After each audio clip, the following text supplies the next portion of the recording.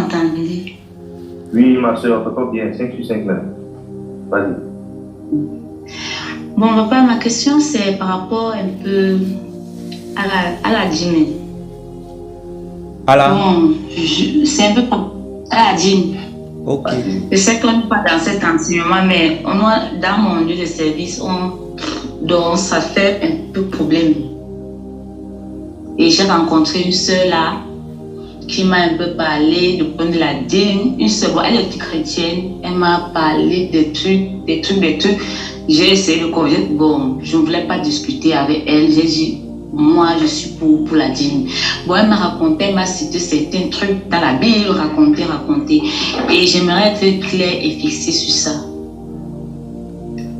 La question est suivante, parce qu'elle m'a dit que la dîme n'est pas dans le Nouveau Testament. Que fait? On a parlé ça dans l'Ancien Testament. Et si Jésus-Christ voulait qu'on continue à payer la dîme, il devait mentionner ça en parlant de ça à ses apôtres. Moi, j'ai essayé de dire que non, ce n'est pas ça. Bon, finalement, pas parler, ça veut dire qu'on a quand même mentionné qu'on doit faire part de nos biens à celui qui nous enseigne. Elle dit non, il fallait qu'il mentionne le nom de la dîme. Ils ont un peu essayé de citer certains passages. C'est une sœur en Christ comme ça d'abord. Elle est d'une autre congrégation. Là, j'aimerais comprendre vraiment, d'abord, si il y a un passage, je ne sais pas, comment lui expliquer que il faut payer la dîme même si même si on ne mentionne pas ça dans le Nouveau Testament. Amen. Que Dieu te bénisse. Merci pour la question. Il faut toujours aider quand on peut. Vraiment, c'est pour cela que nous avons ces moments de classe là, pour qu'on puisse vraiment être dans le même esprit sur plusieurs choses. La parole de Dieu suit un esprit et il faut qu'on soit dans le même esprit. Amen. Au niveau de la parole de Dieu. Et je dis que c'est une bonne question parce que c'est une question qui suscite les débats et autres. Moi, ce que j'aimerais dire par rapport à la question, c'est tout à l'heure quand tu posais la question, tu as parlé du passage de Galates chapitre 6, verset 6. Galates chapitre 6, verset 6. C'est ça, non? Donc, Galates chapitre 6, verset 6 dit ceci. Galates chapitre 6, verset 6 dit ceci.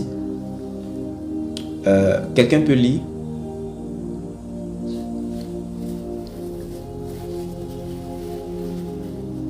Amen. D'accord. Galates 6, verset 6. Que celui à qui l'on enseigne la parole donne une part de tous ses biens à celui qui l'enseigne. Amen. Tu lis avec quelle version? Ça c'est Semeur. Semeur, ok. Donc, on va prendre avec Semeur, il n'y a pas de souci. Lis une deuxième fois avec Semeur là. Non. Que celui à qui l'on enseigne la parole donne une part de tous ses biens à celui qui l'enseigne. D'accord. Donc, moi, ce que j'aimerais savoir, c'est que peut-être que, comme c'est ta collègue, tu vas lui demander si ce passage-là, elle obéit en fait. Ça, c'est la première question. Est-ce que ce passage, elle obéit? C'est que celui à qui l'on enseigne la parole fasse part de tous ses biens à celui qui l'enseigne. Ou encore, avec la version Semeur qui est encore plus simple à comprendre. Oui, vas-y une troisième fois pour que tout le monde puisse comprendre. Vas-y. Que celui à qui l'on enseigne la parole donne une part de tous ses biens à celui qui l'enseigne. Voilà, ça veut dire que tu as tes biens et tu prends une part pour donner cela à celui qui t'enseigne. Moi, ce que j'aimerais savoir, est-ce que vraiment la bien-aimée, vraiment qui a envoyé le débat sur la dîme, est-ce que vraiment elle applique assidûment, correctement ce passage biblique?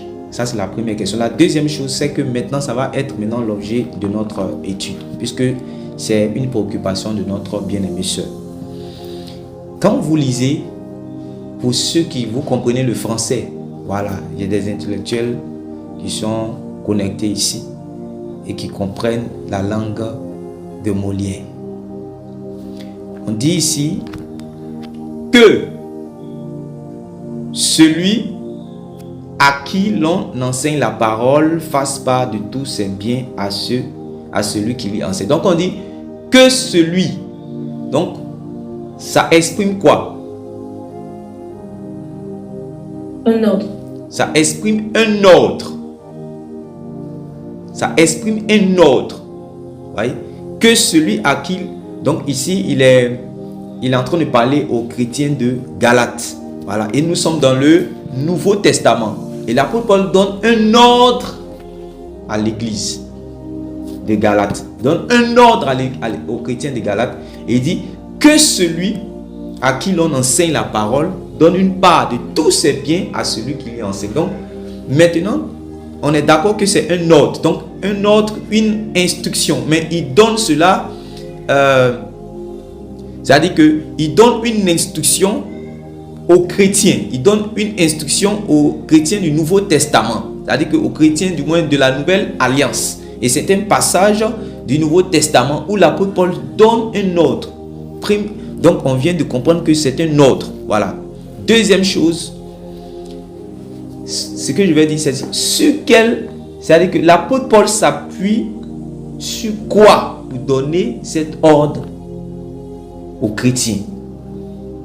Qui donne le droit à l'apôtre Paul, c'est-à-dire que de donner cette instruction aux chrétiens, que celui à qui l'on enseigne la parole donne une part de tous ses biens à celui qui lui enseigne. Où il a vu ça? Est-ce que c'est ce que Jésus-Christ a dit?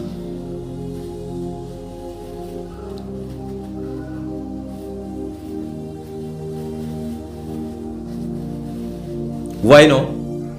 Vous n'avez pas vu ça dans les évangiles? Vous n'avez pas vu ça dans les évangiles aussi? Mais l'apôtre Paul se base sur quoi pour dire? Donc on doit accepter parce que c'est l'apôtre Paul qui a dit? Ou bien on doit accepter parce que ça a un fondement biblique, ça s'aligne avec la pensée de Dieu. On doit accepter parce que c'est la volonté de Dieu. On doit accepter parce que Dieu veut cela. On doit accepter parce que ce qu'il est en train de dire là, ça s'appuie sur la volonté de Dieu qui est révélée dans la loi, les prophètes et les psaumes. C'est-à-dire que dans toutes les écritures, il se base sur les écritures, mais il se base sur une révélation particulière. La première chose, c'est que la troisième chose qu'il va poser, la troisième question qu'il va poser, est-ce que l'apôtre Paul, c'est-à-dire que se base sur une révélation particulière pour apporter ce verset, ou bien il dit pour apporter du moins cet ordre, ou bien il le dit parce que cela est conforme à la volonté de Dieu révélée dans les Écritures. Là, c'est la question maintenant que je vous pose. Vu que vous êtes d'accord que c'est un ordre, et vous savez que l'apôtre Paul était quand même inspiré du Saint-Esprit, et vous êtes d'accord aussi que c'est un ordre maintenant du Nouveau Testament. Ça veut dire que dans le Nouveau Testament, il y a un ordre sur le donner, la question du donner dans les églises. Est-ce que vous voyez? Précisément ici, nous sommes dans l'église de Galates. Donc, sur la question du donner, on a donné une instruction, un ordre à une église du Nouveau Testament, à une église de la Nouvelle Alliance. Donc, la question maintenant, troisième question qu'on a posée, c'est quoi? C'est que l'apôtre Paul se base sur une révélation particulière, ou bien il se base sur l'esprit des Écritures. Quand je parle des Écritures, je parle de la loi, les psaumes et les prophètes, pour donner un tel commandement, parce que c'est un commandement. Donner un tel commandement aux chrétiens de Galates. Ça, c'est la question que je pose. C'est à vous de répondre.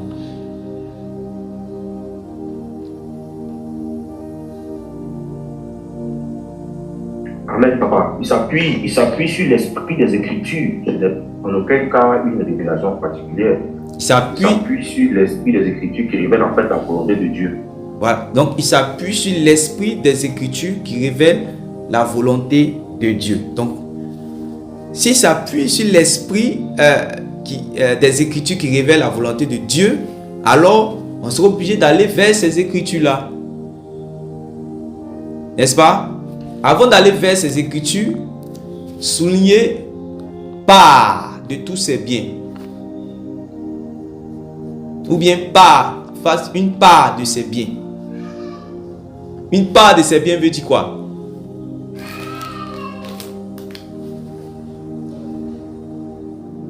Il partage. Il donne Une part, ça veut dire quoi? Qui parle d'abord, qui prend la parole? une portion. Qui parle? Qui veut parler d'abord? La sœur Marie-Laure. Oui, vas-y, la sœur Marie-Laure. Je dis une part, c'est une partie. Donc, une part, c'est une partie. Très bien. Quelqu'un d'autre veut dire autre chose? C'est bon? Donc, une part, c'est une partie. Quelqu'un veut dire un autre mot encore? Un autre thème, un autre mot? Il y a une portion. Une portion. Portion. Une portion. Très bien. Et quelqu'un veut dire autre chose encore? C'est-à-dire qu'une partie, une portion. On peut dire une Chez nous, on dit une quote part. Oh. Selon Jago, on dit une quote part. Donc une quote part, un pourcentage. C'est en train de venir. Ouais. La Bible là. Il y a des gens qui vont venir devant le Seigneur, non? C'est comme quand les Sadducéens, quand les Sadducéens étaient en face du Seigneur, les Sadducéens avaient un débat avec les pharisiens et ils gagnaient le débat lorsqu'ils déposaient réellement une affaire sur la table. Parce que les Sadducéens ne croyaient pas aux esprits et ils ne croyaient pas aux anges et ils ne croyaient pas à la résurrection. Donc, ils mettaient cette affaire-là, ils disaient qu'il y a un de nos... il y a, par exemple, il y a une sœur, voilà, qui a marié 7 frères. C'est-à-dire qu'elle s'est mariée 7 fois. Quand elle se marie, il meurt. Quand elle se marie, l'autre encore, il meurt. Jusqu'à quand la résurrection aura lieu là. Quand la résurrection aura lieu, elle sera maintenant la femme de qui? Donc quand il dépose ça comme ça là, les pharisiens vraiment plient bagage. Disent que vraiment ils nous ont eu aujourd'hui là, on ne sait pas comment on va répondre. Donc un jour ils ont déposé ça devant le Seigneur. Et le Seigneur dit, vous ne connaissez ni les Écritures, ni la puissance de Dieu. Et puis le Seigneur maintenant a commencé à dire que il a dit qu'il a répondu d'abord par rapport à la résurrection, mais il a dit quelque chose pour répondre là. Il a dit quoi? Il dit que vous ne savez pas que par rapport à la résurrection là, lorsque Dieu appelle, ça veut dire que Dieu s'appelle le Dieu d'Abraham, le Dieu d'Isaac et le Dieu de Jacob. Voilà, le Dieu d'Abraham, d'Isaac et de Jacob là. Est-ce que Dieu est le Dieu des morts? On répond que non, Dieu n'est pas le Dieu des morts, Dieu est le Dieu des vivants. C'est comme ça qu'il est révélé dans les Écritures. On dit si Dieu est le Dieu des vivants, ça veut dire qu'Abraham est vivant, Isaac est vivant et puis Jacob est vivant. Donc cela veut dire qu'il est en train de parler de la résurrection. Ah, Seigneur Jésus. Comment tu peux faire ça? Donc, il dit à chaque fois que Dieu se révélait comme étant le Dieu d'Abraham, d'Isaac et de Jacob, il était en train de dire que la résurrection existe. Il était en train de parler de la résurrection.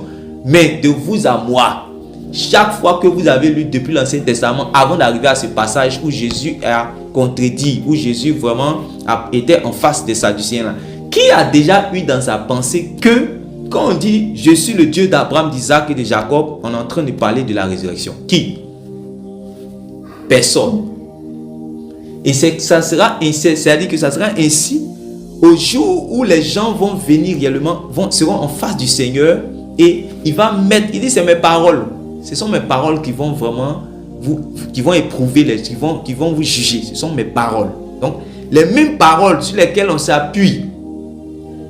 Quand le Seigneur veut nous aider, il nous aide directement sur la terre. Parce qu'il nous aide maintenant, c'est quand on s'endurcit que on fait. C'est-à-dire qu'on n'est pas humble, on s'oppose à ces paroles-là, que ces paroles-là vont aller nous retrouver bientôt au jugement. Voilà. Est-ce que vous voyez? Est-ce que vous voyez? Donc, c'est la même chose. On est en train d'avancer. On a pris seulement un passage de l'Ancien Testament que tu peux ne pas voir, tu peux ne pas comprendre parce que peut-être ton esprit n'est pas poussé. Parce que, ou bien tu es déjà bloqué, ou bien tu es déjà fermé. Donc il y a certaines choses, je vous ai dit que souvent là, c'est nos dispositions qui lisent la Bible. On doit être dans un esprit pour comprendre certaines choses. Dès que tu es déjà fermé, il y a des choses aussi qui te seront fermées. Mais quand tu es ouvert ou bien quand tu es neutre, l'esprit peut t'aider. Mais quand tu es déjà bloqué sur quelque chose, là, c'est de la manière ton esprit est là, c'est comme ça que tu vas comprendre. Est-ce que vous voyez? Donc, on continue. On a reçu l'affaire de part. Donc, part égale quoi? Partie. Part égale portion. Part égale pourcentage. Donc là, on est en train de s'approcher. Je demande encore à la sœur Aurélia de relire une 4e fois le verset. Pour que la sœur qui a posé la question écoute très bien cette partie. Et tout le monde aussi écoute. Oui? Que celui à qui l'on enseigne la parole donne une part de tous ses biens à celui qui l'enseigne. Voilà. Donc, n'oublie pas la première chose. Tu demandes à la bien-aimée sœur, est-ce que ce passage du Nouveau Testament, parce que elle, sa préoccupation, pourquoi c'est-à-dire qu'on n'a jamais parlé de, par exemple, la dîme dans le Nouveau Testament. Donc, toutes les fois où elle va entendre une église ou un pasteur ou un frère en Christ qui donne réellement une dîme comme offrande à l'Éternel, alors cette personne-là réellement n'est pas éclairée ou bien cette personne-là est abusée. N'est-ce pas? Voilà. Donc, tu vas lui demander maintenant ce passage maintenant qui est une autre ordonnance.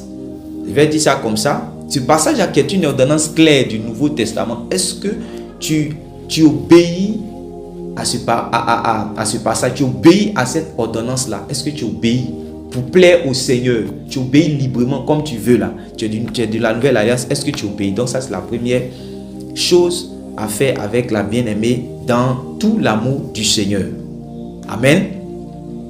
La deuxième chose, j'avais dit quoi? Est-ce que...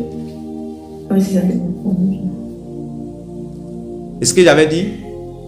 Non, la deuxième question, c'était par rapport à Galates, justement. Est-ce que les gens le font? Et puis, est-ce que l'apôtre Paul, qui lui a donné le droit de donner cette instruction? Très bien, très bien. Donc, qui a donné le droit à l'apôtre Paul réellement de donner cette instruction aux brebis du Seigneur qui sont un peuple de la nouvelle alliance? Donc, on comprend que l'apôtre Paul a le Saint-Esprit. C'est un apôtre c'est l'apôtre des chrétiens de Galates. Voilà, donc c'est lui qui les a emmenés à la foi. Voilà. Donc c'est par le Saint-Esprit qu'il donne cette instruction. Maintenant on a dit, est-ce qu'il donne cette instruction de son propre chef? Non, pas de son propre chef, même soit d'une révélation particulière, ou bien c'est selon l'esprit réellement, ou encore la pensée qui est conforme à la parole de Dieu. On a dit que le frère Christian a dit que ça c'est la volonté de Dieu. Il dit si c'est la volonté de Dieu révélée dans les Écritures, alors nous devons aller trouver cela. Donc c'est en allant trouver là qu'il dit, au lieu d'aller loin, commençons d'abord même par le verset et puis lisons bien. Peut-être que c'est caché mais on ne voit pas. C'est là qu'on a commencé à décortiquer la part. La part, c'est une partie. La part, c'est une portion. Et la part, c'est un pourcentage. Si c'est même pas, tandis que même français, tu sais même pas que la part là même, c'est un pourcentage. Voilà. C'est en réalité un pourcentage. Même le jour même que tu calcules pas là, même le jour que tu calcules pas, c'est forcément un pourcentage parce que c'est une part. Je ne sais pas si vous comprenez ça. Donc, ce qu'on appelle dîme, c'est un pourcentage qui signifie dixième. C'est ça d'abord. C'est-à-dire que dixième part, 10%. La dîme, cela veut dire 10%, dixième part. Ça non. Et du moins, cela veut dire 10%. Voilà. La dîme veut dire 10%. Le 1 dixième. Ça non. Le 1 dixième ou encore 10%. C'est ça d'abord la dîme. Voilà. Maintenant, la nature de la dîme. Amen. La nature de la dîme. Parce que la dîme d'abord signifie la 10e part ou encore 10%, ça, ou encore le 1/10. Amen. Maintenant, la nature même de la dîme, c'est quoi?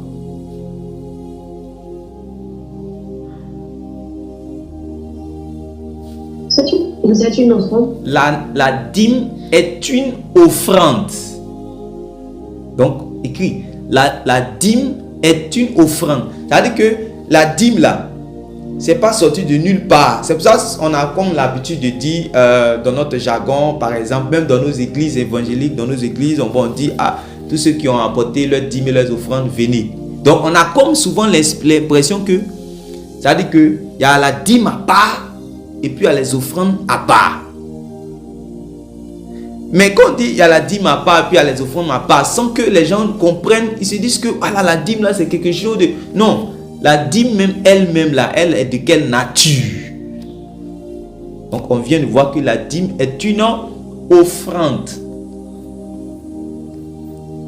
On est d'accord? La dîme est une offrande. Maintenant, une offrande, c'est ce qu'on offre. Une offrande, c'est ce qu'on offre. Dès que quelque chose est une offrande, ça veut dire que la chose est reçue de tous ceux qui la donnent volontairement. En fait, une offrande n'est pas obligatoire. Une offrande ne peut pas être obligatoire parce qu'on l'appelle déjà même une offrande. Fraudu là. En tout cas, il faut que vous écoutiez bien. Dès qu'on dit quelque chose est une offrande, ça veut dire que ça t'a été offert. Ça veut dire que il n'y a pas offrande obligatoire. L'offrande en elle-même là, dès que quelque chose est une offrande, ça veut dire que elle est faite, c'est un don volontaire. Si tu veux, tu tapes dans le dictionnaire, si tu veux, tu tapes sur Google, c'est ce que tu vas voir, c'est ce que c'est en train de te dire là, c'est ça que tu vas voir là-bas. Dès que quelque chose est une offrande, que tu as reçu telle chose en offrande, tu as reçu telle chose comme offrande, ça veut dire que tu l'as reçu, tu n'as pas payé pour l'avoir. Tu as reçu cela gratuitement. C'est-à-dire que c'est un don volontaire. C'est quelqu'un qui t'a donné la chose volontairement. Donc, il y a d'autres aussi qui pensent que il y a don et puis il y a offrande. On peut expliquer un peu certaines choses, mais en réalité, une offrande, c'est un don. On est en train d'avancer doucement. Une offrande, c'est un don. Amen. Maintenant, pourquoi on l'appelle offrande? C'est-à-dire que l'offrande est de la nature aussi des dons. La dîme est de la nature des offrandes et l'offrande est de la nature des dons. Suivez bien ce que je viens de dire quoi tout à l'heure. L'offrande est de la nature des dons. Oui. La dîme est de la nature des offrandes. Voilà. La dîme est de la nature des offrandes. L'offrande est de la nature des dons. Voilà. L'offrande est de la nature des dons. Donc, n'oubliez pas ça. Maintenant, pourquoi on appelle, comment on appelle ça même? Pourquoi on appelle, excusez-moi pour cette expression-là, si je m'exprime, pourquoi on appelle l'offrande là l'offrande?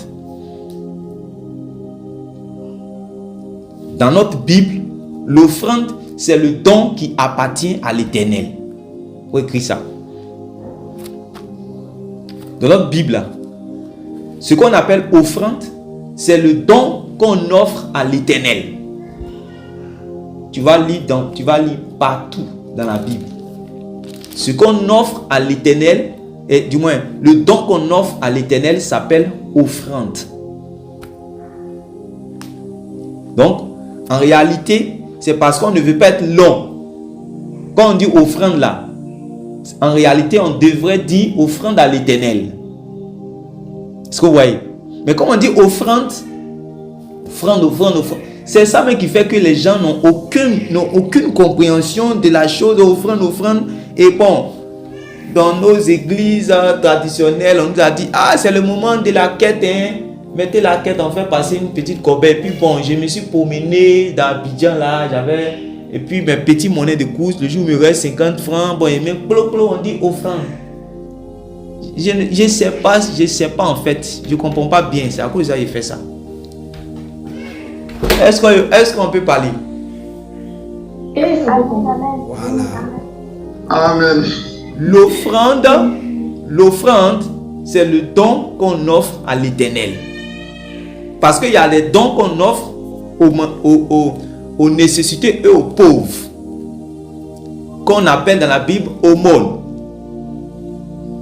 C'est ça que dans Actes chapitre 3, il y avait réellement un estropié qui était à la porte. Comme vous voyez souvent dans les mosquées là. Hein?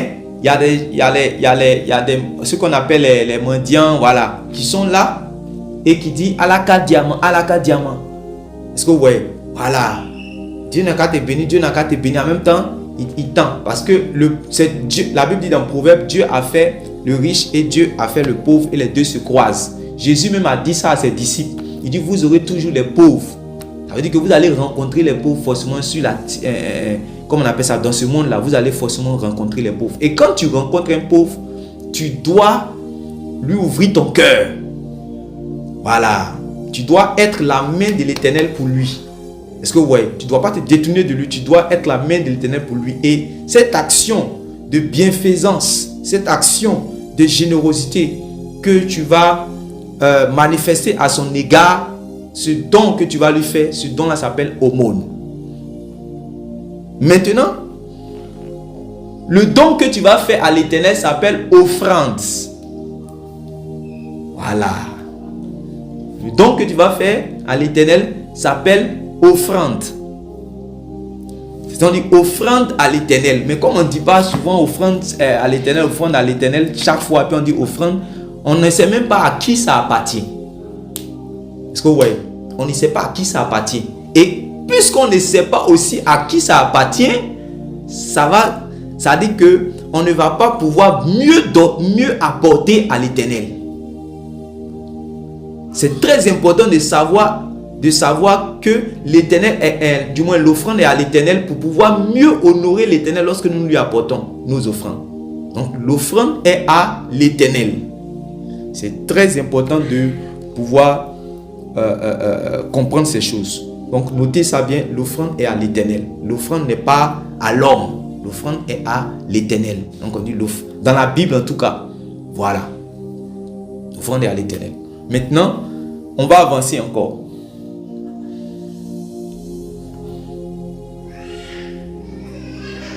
La 10e part qu'on a appelé la dîme.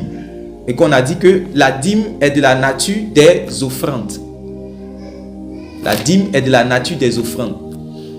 Maintenant, la question qu'on va poser simplement, est-ce que dans le Nouveau Testament, on peut apporter des offrandes à l'Éternel?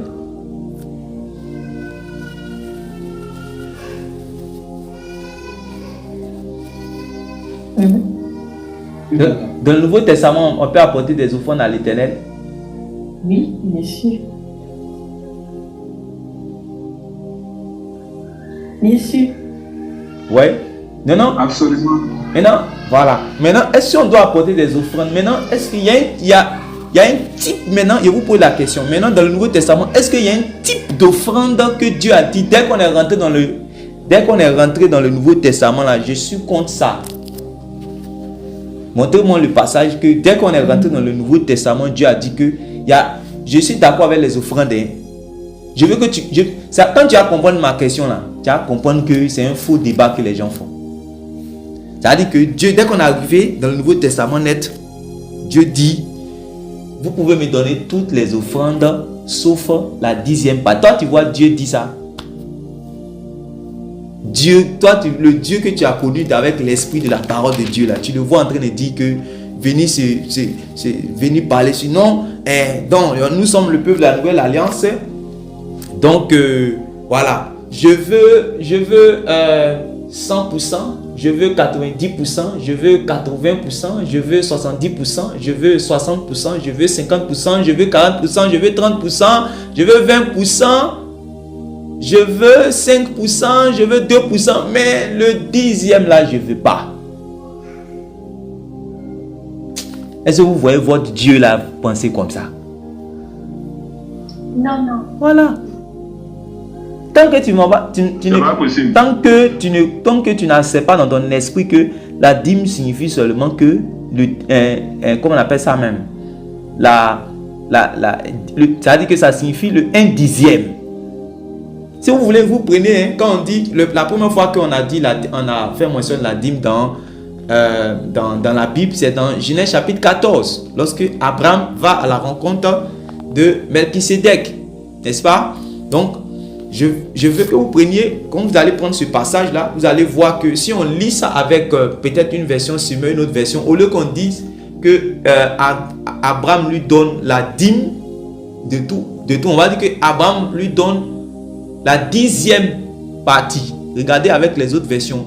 Tant que vous pensez que la dîme là c'est quelque chose de mystérieux, non, ça signifie seulement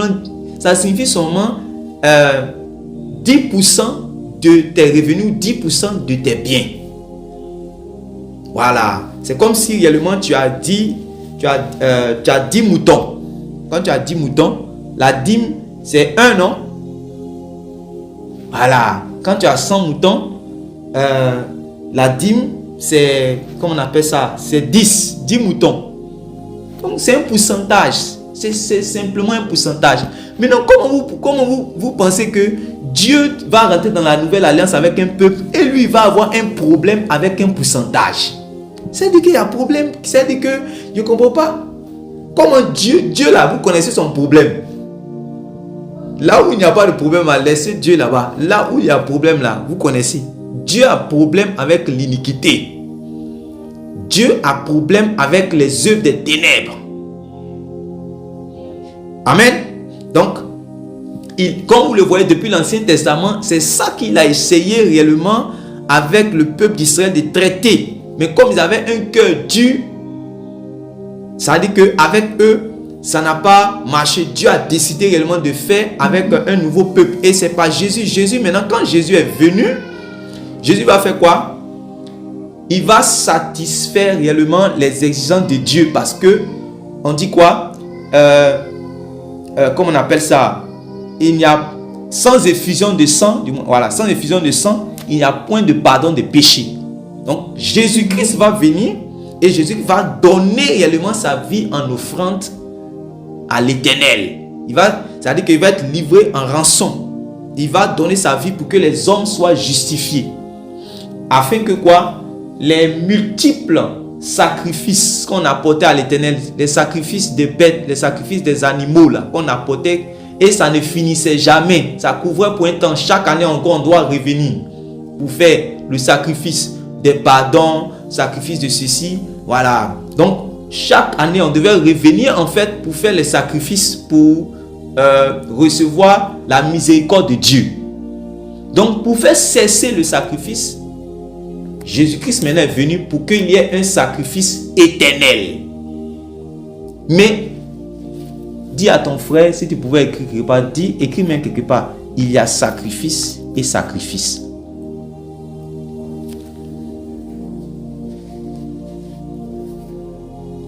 Voilà, il y a sacrifice et sacrifice.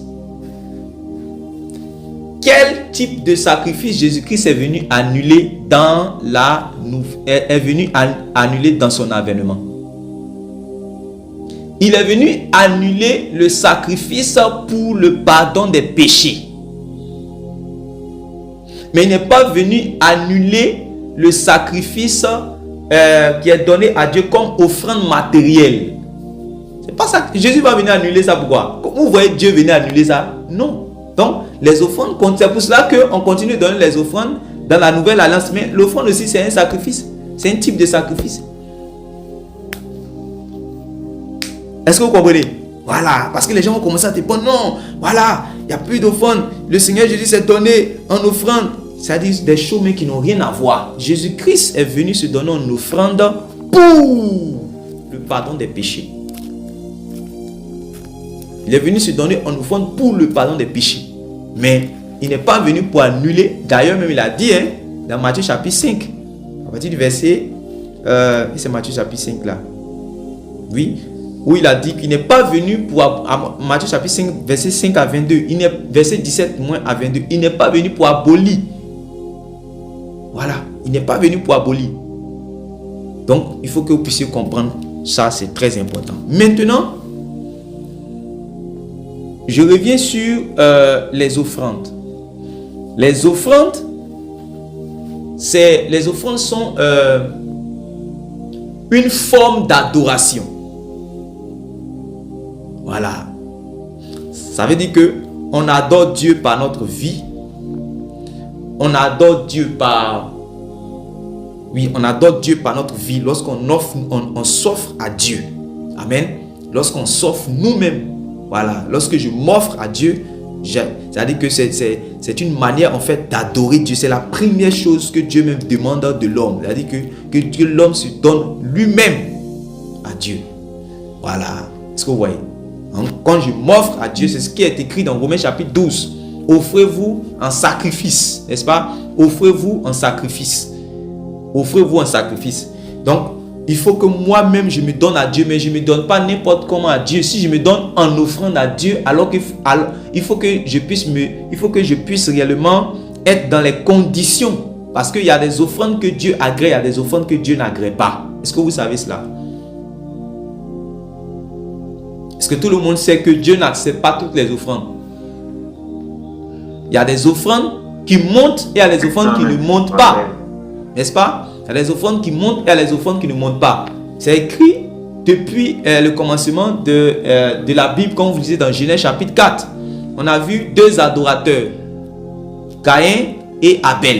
Caïn était cultivateur et Abel était berger. Donc, les deux viennent pour adorer. Donc, ils ont compris dans leur esprit que, c'est-à-dire que l'adoration réellement, et du moins l'offrande à l'Éternel est un acte d'adoration. L'offrande à l'Éternel est un acte d'adoration. Donc maintenant, ils viennent pour adorer. En temps, tout à l'heure, je viens de dire quoi? Que la première offrande que Dieu veut, c'est que ce soit l'homme lui-même en fait qui se donne en offrande à Dieu. Par exemple, si moi je suis une prostituée ou une sorcière ou une magicienne et que je viens vers l'Éternel avec mon offrande, le Seigneur n'est pas il n'est pas excité. C'est-à-dire que waouh, voici la sorcière, elle vient avec ses 2 milliards, voici la magicienne, voici la prostituée. Aujourd'hui là, quand Michel vient voir, elle vient avec vraiment une offrande de qualité. Dieu, c'est pas ça, il n'est pas influencé par ça. C'est dans ce contexte-là qu'il va dire que l'obéissance vaut mieux que les sacrifices. Si tu veux, tu augmentes seulement. Tu augmentes 2 milliards. J'augmente, je mets à 4 milliards. Dieu va rester serein. Ça ne va pas l'influencer. C'est pas quand tu vas multiplier les taureaux et les bœufs. C'est dans ce contexte-là qu'il va dire, les bœufs qui sont sur la terre, c'est pas moi qui les ai créés. C'est quand il voit que le peuple vit mal là. Il dit non, c'est vous d'abord que je voulais en offrande. Mais vous ne voulez pas vous donner en offrande à moi. Et vous voulez me tenter façon là. Moi, on ne peut pas me tenter, on ne peut pas me séduire. Je vous veux vous-même en offrande. Donc, c'est ce qui va se passer au commencement avec les Caïns là, depuis. Dans Genèse chapitre 4. Donc, on dit quoi? Dieu n'a pas agréé Caïn et Dieu n'a pas agréé l'offrande de Caïn. Donc, c'est parce qu'il n'a pas agréé Caïn même qu'il n'a pas agréé aussi son offrande. Donc, Dieu n'a pas agréé Caïn et n'a pas agréé aussi son offrande. Donc, la première offrande que Dieu veut, c'est que Dieu nous veut nous-mêmes en offrande. C'est ce qui est écrit dans Romains chapitre 12, verset 1 et Genèse aussi chapitre 4. Voilà. Et après cela, il y a aussi l'offrande qui est le fruit de nos lèvres. Qui est le fruit de nos lèvres. Nos louanges. Bon, attends, il faut que je revienne sur la première partie de l'offrande parce qu'il faut que j'explique bien. Donc, j'ai dit quoi? J'ai dit, c'est moi-même que Dieu veut en offrande, mais puisque Dieu n'accepte pas toutes les offrandes, donc il y a une manière de me donner à l'Éternel. Est-ce que vous comprenez? Il faut que j'insiste sur ça. C'est-à-dire que j'ai une manière de me donner à l'Éternel. Si par exemple je suis un pécheur, Dieu demande à ce que je puisse me repentir pour être une bonne offrande pour lui. Est-ce que vous comprenez? Voilà, je suis quelqu'un de mauvais, je suis un méchant, je vis mal. Donc si je veux me donner en offrande à l'Éternel, vu qu'il n'accepte pas toutes les offrandes, il faut que je sois dans les conditions pour lesquelles il puisse il faut que je sois dans les conditions dans lesquelles il va pouvoir réellement m'accepter comme une offrande. Est-ce que vous voyez? C'est là qu'il va exiger, par exemple, moi, si je vis mal et je suis loin de sa volonté, je me répands de mes péchés et je viens à lui. Voilà. C'est pour cela que vous voyez. Merci Seigneur. Quand vous voyez, quand on prêche l'évangile, il y a des gens qui viennent, qui se répandent les péchés, qui font la confession de foi. Et vous allez voir que les apôtres vont utiliser telle expression. Ils vont dire tel frère qui était les prémices. Il dit tel frère qui était les prémices du Seigneur. Les prémices, ça veut dire quoi? Ça veut dire que c'est-à-dire que il parle d'un homme et puis il dit cet homme-là était prémisse. Regardez dans les Épîtres, vous allez voir. Ça veut dire que c'est comme par exemple si j'arrive à Jacquesville, je vais faire l'œuvre de Dieu à Jacquesville et que je gagne 10 personnes. Mais j'ai commencé par une première personne. La première personne qui a été gagnée, elle a été comme prémisse en fait. Parce que prémisse dans ce contexte, ça veut dire première personne. Mais pourquoi il utilise l'expression des offrandes pour parler d'un homme? Pour dire que les hommes sont comme des offrandes à l'Éternel. Qui comprend bien ce qu'on dit ici? Voilà. L'apôtre Paul va utiliser plusieurs fois ces expressions-là. Telle personne était prémisse de telle chose, telle personne était prémisse. Il parle des frères. Pour dire que c'est eux qui ont cru les premiers. Donc, si je viens me donner en offrande à l'Éternel, si je ne connais pas Jésus, il faut que je me mette dans les conditions. Donc, pour me mettre dans les conditions, c'est de connaître que Jésus, c'est de m'unir au Fils de Dieu pour devenir une offrande qui sera propice aux yeux de Dieu. Dis Amen. C'est ça la vérité. Voilà. Devenir réellement une offrande qui sera propice, parce que c'est par Jésus que nous, les hommes, nous devenions propices à l'Éternel. Voilà. C'est pour cela quoi? Quand vous allez dans le temple, dans le lieu très saint, il y avait les deux chérubins protecteurs qui se mettaient comme ça. Et ils avaient, ouais, c'est leur visage là, c'est leur aspect là que Adam a vu. Et puis Adam ne pouvait pas retourner dans le jardin d'Éden. Quand tu les vois là, tu peux pas passer. Quelle que soit ta voix, tu peux pas. Donc, ils sont sereins. Ils ont l'épée. Ils sont pas là pour s'amuser. Ils étaient devant le jardin comme ça. Voilà. Tu ne peux pas retourner. Dire, empêchons-les, puis eux ils viennent devant le jardin et puis ils protègent. Est-ce que vous voyez? Donc Dieu les a mis comme ça. Il dit c'est eux qui protègent. C'est eux qui surveillent, c'est eux qui protègent réellement mon trône. Est-ce que vous voyez? Donc il les a dans l'arche de l'alliance. Ils étaient là. Ils étaient sur le propitiatoire. Maintenant, pourquoi on appelle le propitiatoire? Quand ils sont braqués comme ça, c'est-à-dire qu'ils regardaient quelque chose. Ce qu'ils regardent là, sur le couvercle qui est le propitiatoire, c'est le sang que le souverain sacrificateur doit déposer. Et c'est ça en fait qu'ils regardent. Ils n'ont pas envie de regarder autre chose. Ils n'ont pas envie, on ne peut pas les distraire tant qu'ils n'ont pas vu le sang. Voilà. Et c'est quand le sang là est là que maintenant la gloire de Dieu, c'est-à-dire que la gloire de Dieu se déploie maintenant. Donc le peuple là maintenant va recevoir le pardon. Mais tant qu'il n'y a pas le sang là-bas, ni Dieu, ni les chérubins, personne n'est satisfait. Est-ce que vous comprenez? C'est pour ça qu'on appelait cela le propitiatoire. Amen.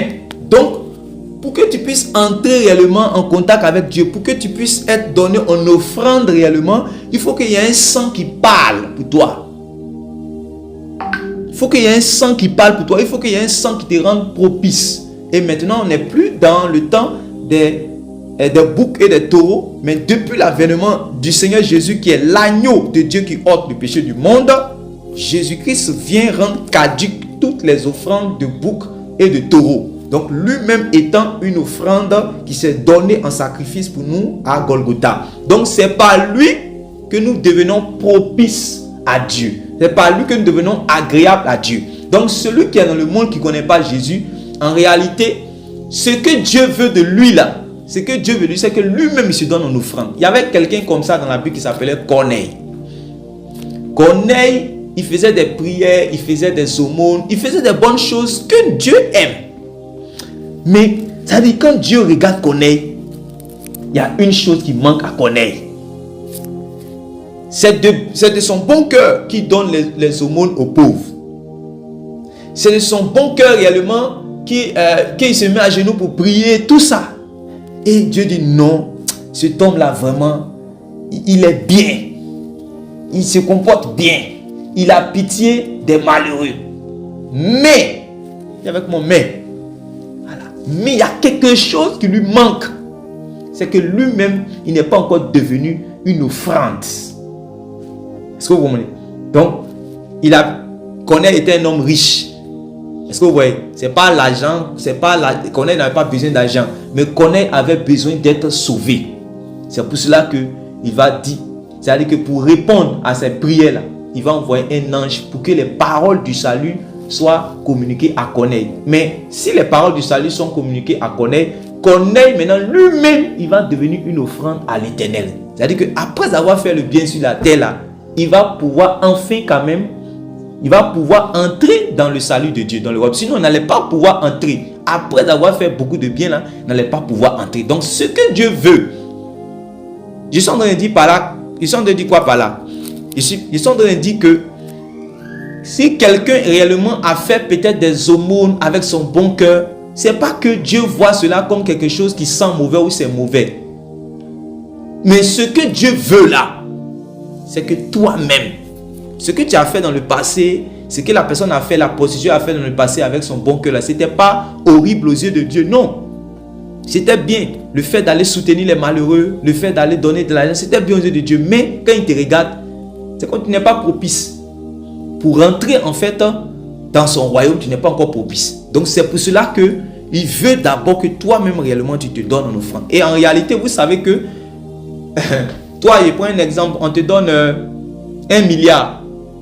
C'est-à-dire qu'on te propose entre 1 milliard et puis 5 000 francs. On met ça devant toi. Pour ça, tu vas prendre réellement les 1 milliard. Parce que les 1 milliard vont t'aider à faire beaucoup de choses. Tu ne vas pas prendre réellement 5 000. Voilà. Donc quand une âme pécheresse vient donner réellement les dîmes de milliards, Dieu dit toi-même, c'est ton âme là que je cherche même. Parce que ton âme là, c'est des milliards, beaucoup de milliards. Que moi je veux la qualité. Ouais, parce que l'âme ça coûte. C'est pour cela que son propre fils Jésus a été livré à la croix. Est-ce que vous comprenez? Voilà. Donc ça c'est le premier aspect, se donner soi-même en offrande. Donc je finis. Voilà, ça c'est le premier aspect. C'est-à-dire que si je ne connais pas Jésus, il faut que je puisse réellement me repentir. Si je connais Jésus maintenant, je continue encore à être une offrande à l'Éternel. C'est là maintenant ils vont écrire dans Romains chapitre 12 aux chrétiens. Est-ce que vous voyez? Comment je continue à être moi-même une offrande à l'Éternel? En m'éloignant de l'iniquité, en m'éloignant de l'injustice, en vivant une vie sainte, une vie agréable à Dieu. Est-ce que vous voyez? C'est ce qu'il a dit. Quand vous êtes dans Romains chapitre 12 verset 1, regardez. Prenez rapidement. Vous allez voir. Donc on a parlé premier cas, le pécheur, comment il peut devenir propice à Dieu. Et maintenant on est en train de voir maintenant le saint. Sinon le chrétien, comment il peut devenir une offrande propice aussi à Dieu. Donc c'est deux cas on est en train de toucher. On est d'accord? Donc voyons maintenant le deuxième cas.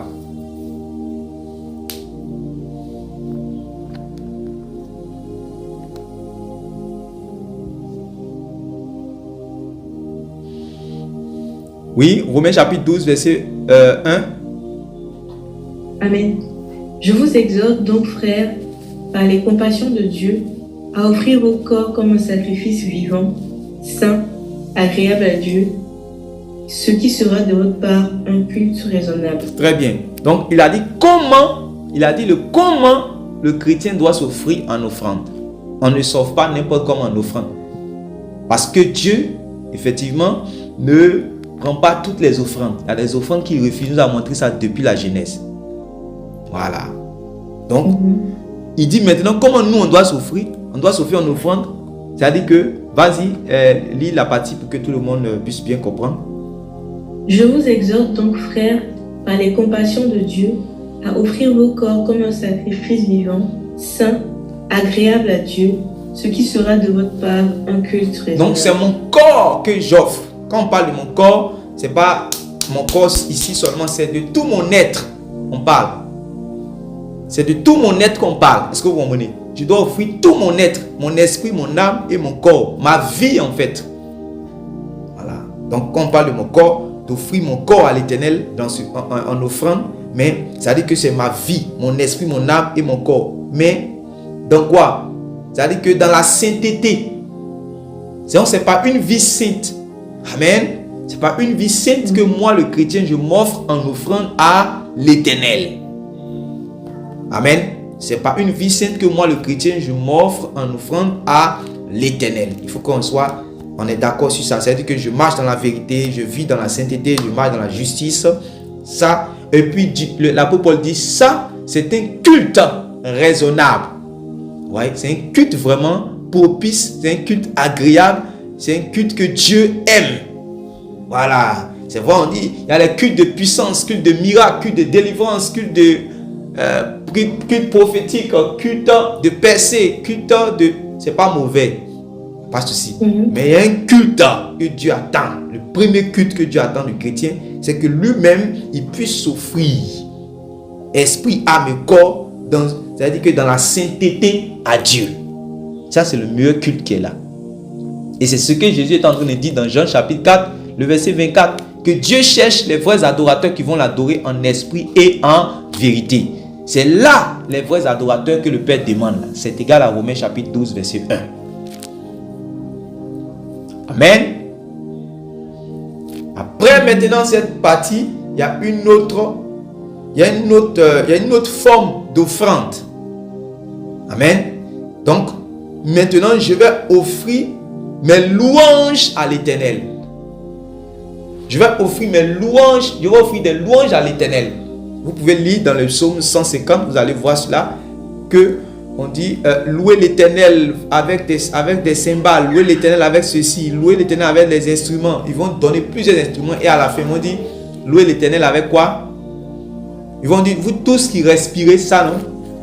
Que tous ceux qui respirent louent l'Éternel. Donc si je ne sais pas jouer le piano, mais si je sais que je respire là, je dois louer l'Éternel. Qui respire ici? Qui respire pas?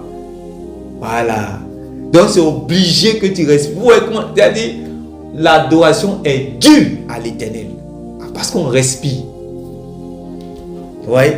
Parce que c'est lui qui détient notre souffle. Alléluia. C'est lui qui détient notre souffle. Il est le maître réellement de la vie. S'il nous retire le souffle, nous mourrons. Donc, il mérite la gloire. Il mérite la louange. Il mérite l'honneur. Et quand nous nous levons le matin très tôt, quand nous levons, comment on appelle ça, mais comme nous levons le matin ou la nuit ou à midi, nous mettons quelque part pour réellement honorer le Seigneur, lui donner des louanges, ce sont des offrandes qui montent. Gloire à Dieu. Voilà. Donc, ma prière, le vœu de mon cœur, c'est que réellement, non seulement tu sois toi-même dans ton corps, ton esprit et ton âme une offrande, mais que tes lèvres ne cessent de donner les louanges à l'Éternel parce qu'il le mérite, parce que tu respires, parce que tu es en bonne santé, parce que tu as la vie de Dieu en toi. Voilà, donc ne cesse de donner les louanges à l'Éternel. Donc n'oubliez pas le psaume 150, c'est très important. Et vous pouvez voir aussi dans Hébreux chapitre 13, le verset 15. Prenez Hébreux chapitre 13, le verset 15.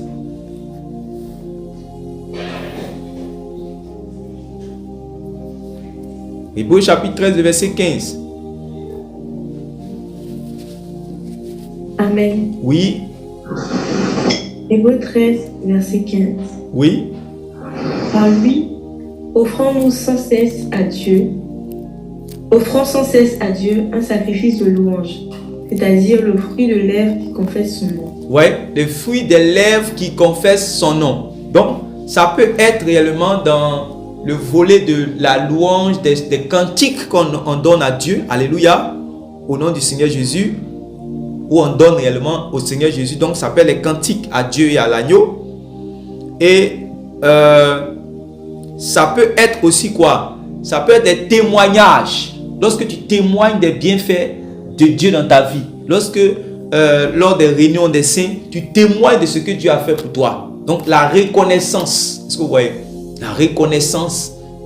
Voilà, les témoignages de votre délivrance, les témoignages de votre bénédiction, les témoignages de l'enfantement, les témoignages de la nouvelle naissance, les témoignages du changement de vie, les témoignages des percées, les témoignages des miracles, tout ça. Donc ça honore, ça glorifie le nom du Seigneur. Donc tu utilises réellement tes lèvres pour glorifier le nom du Seigneur.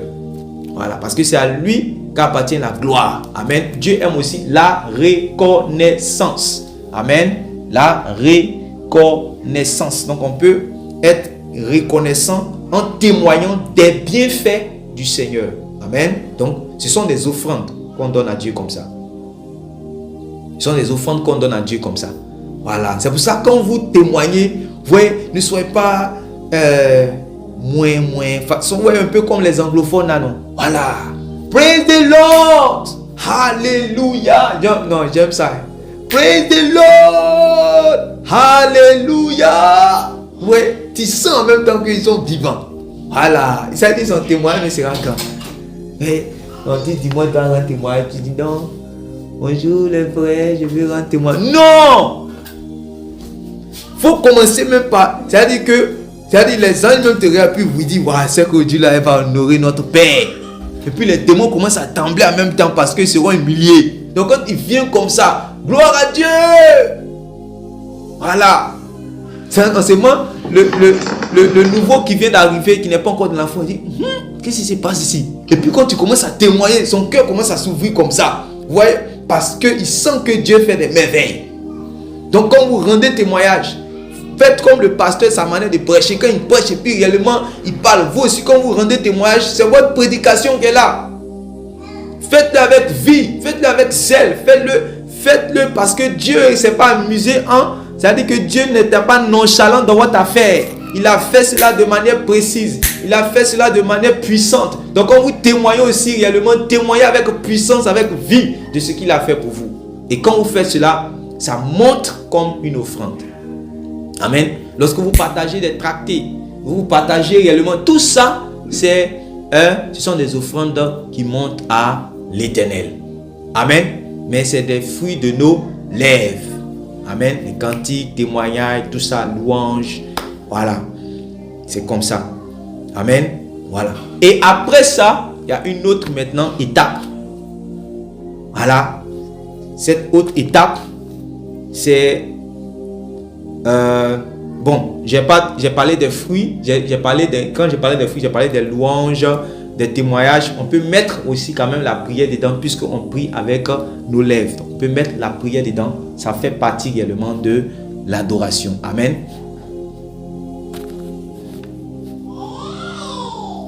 Gloire à Dieu.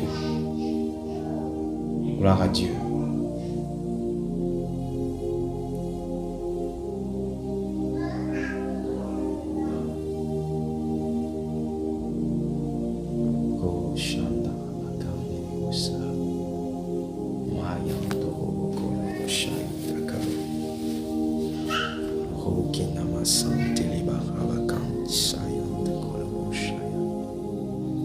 Reba Kandisco Tanamasuki.